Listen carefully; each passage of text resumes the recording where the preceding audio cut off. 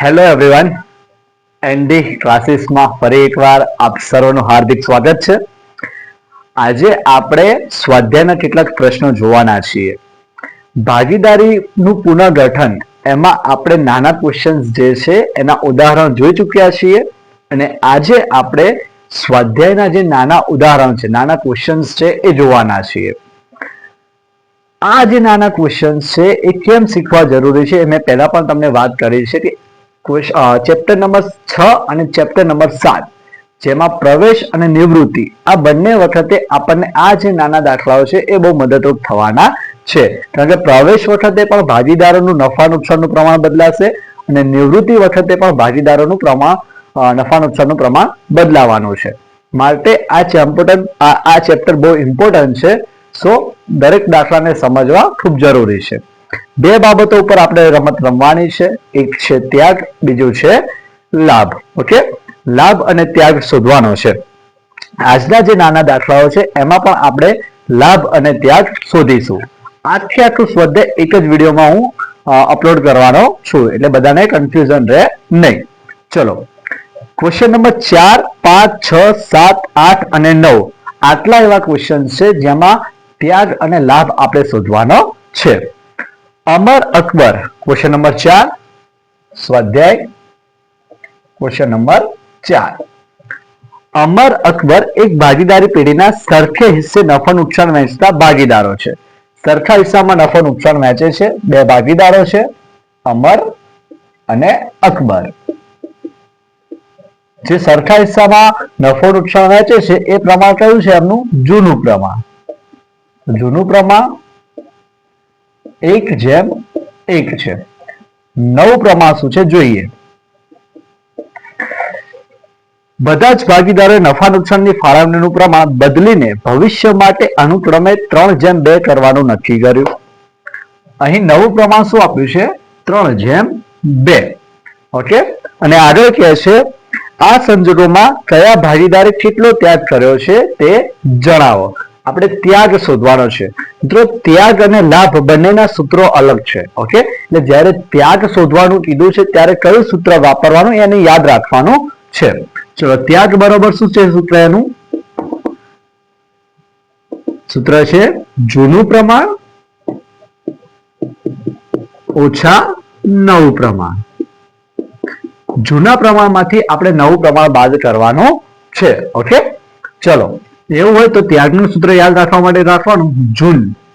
ત્યાગનું સૂત્ર યાદ ના રહેતું હોય કે આગળ કયું આવે પાછળ કયું આવે તો યાદ રાખવાનું ત્યાગ તો જૂન. ઓકે, આમાં જૂન મહિનામાં ઘણી બધી ગરમી હોય તો એટલે ઘણી બધી વસ્તુઓનો આપણે ત્યાગ કરવો પડે છે. આ રીતે પણ આપણે એને યાદ રાખવા પ્રયત્ન કરીશું. ઓકે, ત્યાગ એટલે જૂન, જૂનું પ્રમાણ ઓછા નવું પ્રમાણ. ચલો, અમરનું શોધીએ. અમર જૂનું પ્રમાણ કેટલું છે? 1/2, 1+1 2 ઓછા 3/5 એનું નવું પ્રમાણ છે. 5 × 5 2 તાલી 6 અને 5 દુ 10. આ આપણે લઈ લીધો લસા. ચલો, 5 માંથી 6 જાય -1/10.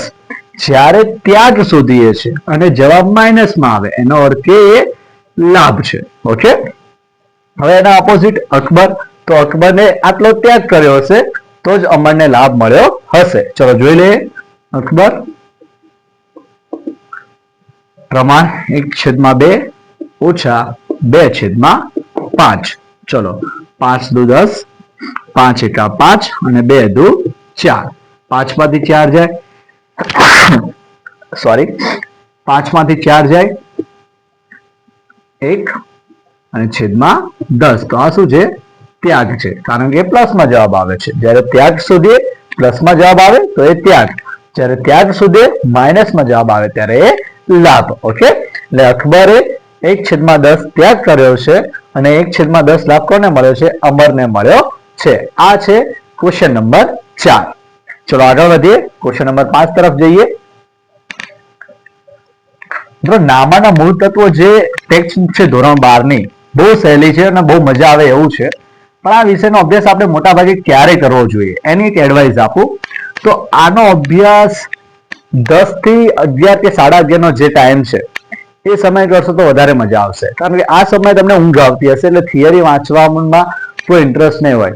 પણ આ એક વસ્તુ છે જેને આપણે કેલ્ક્યુલેટર સાથે કામ કરવાનું છે અને ગણતરી કરવાની છે. તો જે તમારો લાસ્ટ મોમેન્ટ છે, લાસ્ટ ટાઈમ છે, ત્યારે કરવાનું વધારે પ્લાનિંગ કરજો. બીજી વસ્તુ, સવારે એવા વિષય લેવાના કે જે થિયરિકલ હોય, જેમ કે ઇકોનોમિક્સ છે, બીએ છે.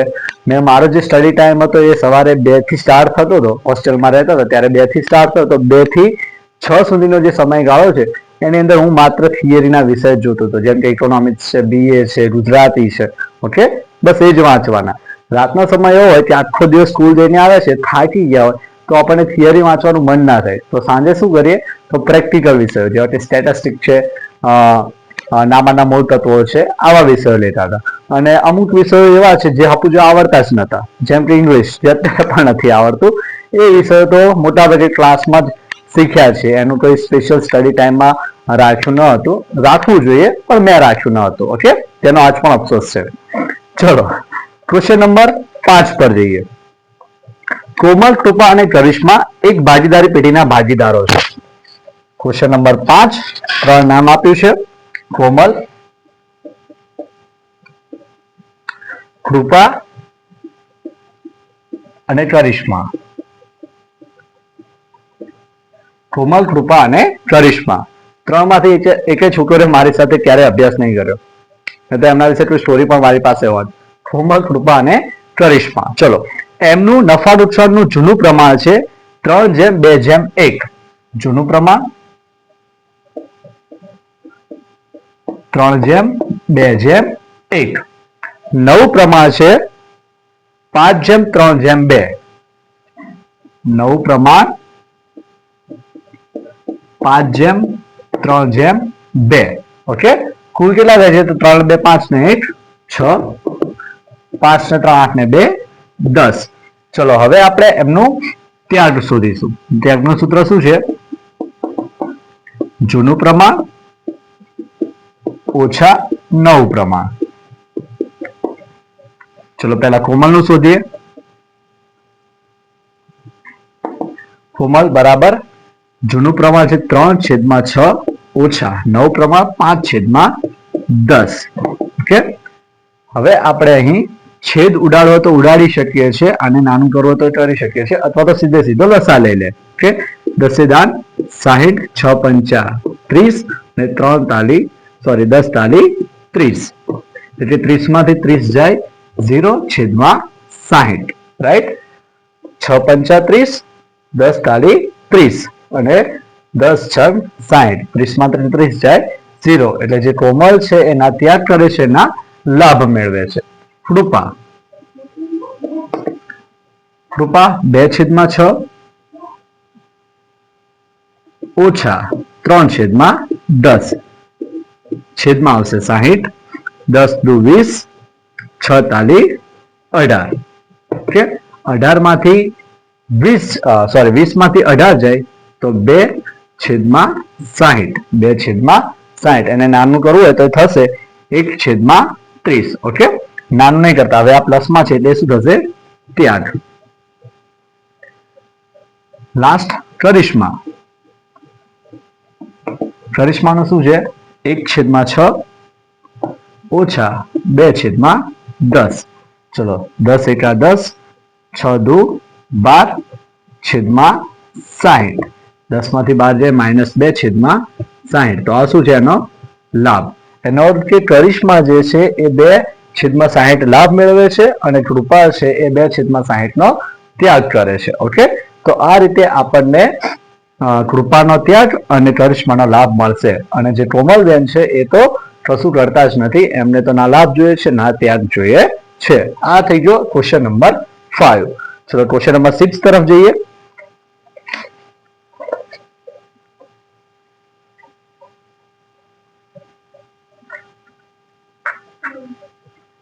બધા ક્વેશ્ચન્સ બહુ સહેલા છે, માત્ર સૂત્રને યાદ રાખવાનું છે ને લસા લેતા આવડવું જોઈએ. ઓકે, બાકી સોલ્યુશન મળી જશે તમને.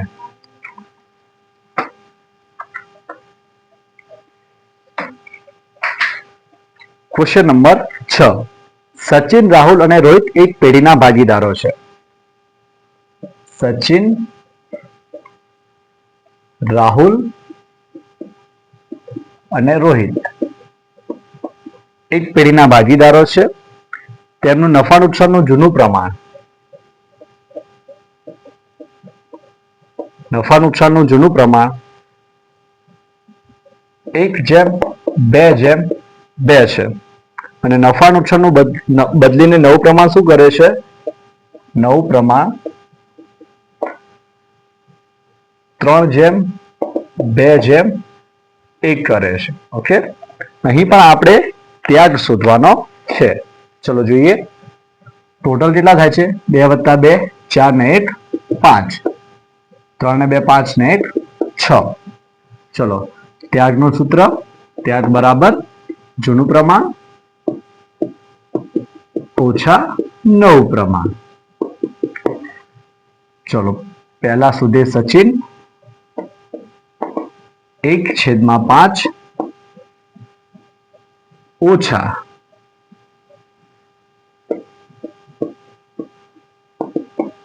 1/5 ઓછા 3/6. 6 × 5 = 30, 6 × 6 અને 5 તાળી 15. એટલે કેટલો ત્યાગ થશે? સોરી, કેટલો લાભ થશે? -9/30. જે સચિન છે એને લાભ મેળવ્યો છે -9/30, કારણ કે માઇનસમાં જવાબ આવ્યો. 6 માંથી 15 જાય તો -9 બચશે. ચલો એ રીતે રાહુલ, તો રાહુલનું કેટલું છે? 2/5 ઓછા 2/6. 6 × 30, 6 × 2 = 12 અને 5 × 2 = 10. તો 12 માંથી 10 જાય 2/30. તો 2/30 શું છે? ત્યાગ. ઓકે, એ રાહુલે ત્યાગ કર્યો છે. એ જ રીતે રોહિત, તો રોહિતનું પ્રમાણ છે 2/5 એ જૂનું પ્રમાણ છે, 1/6 એ નવું પ્રમાણ છે. 6 × 30, 6 × 2 = 12 અને 5 × 5. ઓકે, ચલો 12 માંથી 5 જાય 7/30. તો આ પણ ત્યાગ છે. એટલે કે રોહિતે 7/30 ત્યાગ કર્યો છે, રાહુલે 2/30 ત્યાગ કર્યો છે, અને આ બંનેનો ત્યાગ સચિનને મળેલ છે, જે છે 9/30. ઓકે, જે એના લાભ સ્વરૂપે એમને મળેલો છે. તો આ થઈ ગયો ક્વેશ્ચન નંબર 6. ચલો આગળ વધીએ. Question number 7.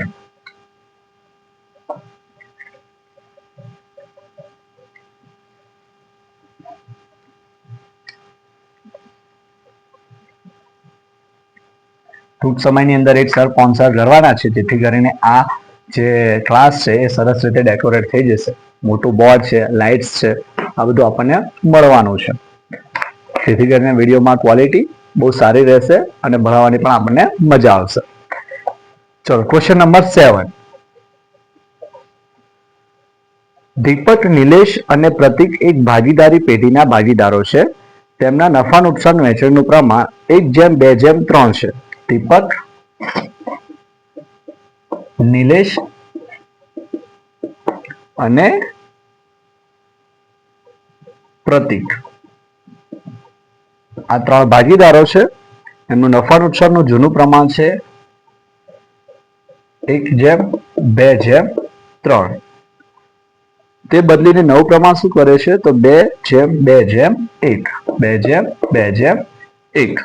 હવે અહીંયા શું શોધવા માટે કીધું છે? તો લાભ શોધવા માટે કીધું છે. કીધું છે કે કોણ કેટલો લાભ મેળવે છે તેની ગણતરી કરો. હવે અત્યાર સુધીના ત્યાગના દાખલા હતા, હવે લાભ શોધવાનો છે. ચલો લાભ, તો લાભનું સૂત્ર શું છે? નવું પ્રમાણ ઓછા જૂનું પ્રમાણ. અહીંયા સૂત્ર બદલાય છે. લાભ શોધવા માટે નવું પ્રમાણ અથવા નવું પ્રમાણ ઓછા જૂનું પ્રમાણ. ઓકે, ચલો નવું પ્રમાણ કેટલું છે? તો 2 3 3 ને 3 6, 2 2 4, 4 ને 1 5. તો દીપકનું શોધીએ. દીપક બરાબર નવું પ્રમાણ 2/5 ઓછા જૂનું પ્રમાણ 1/6. 6 × 5 = 30 થઈ જશે. 6 × 6 અને 5 × 5.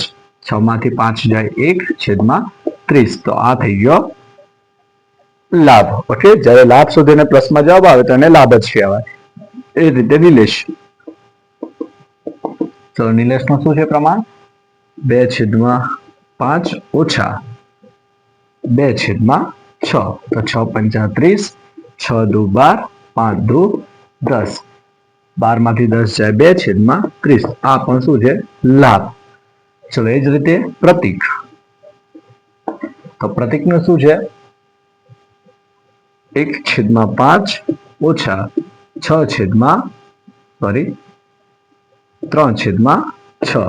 ચલો 6 એકા 6, 5 તાળી 15 અને 6 પંચા 30.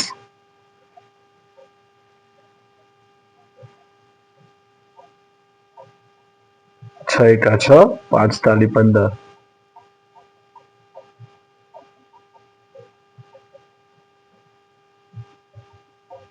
-9/30. તો અહીંયા કઈ મેં ભૂલ કરી છે એવું લાગે છે. એક મિનિટ જોઈ લઈએ. 1/5, 3/6.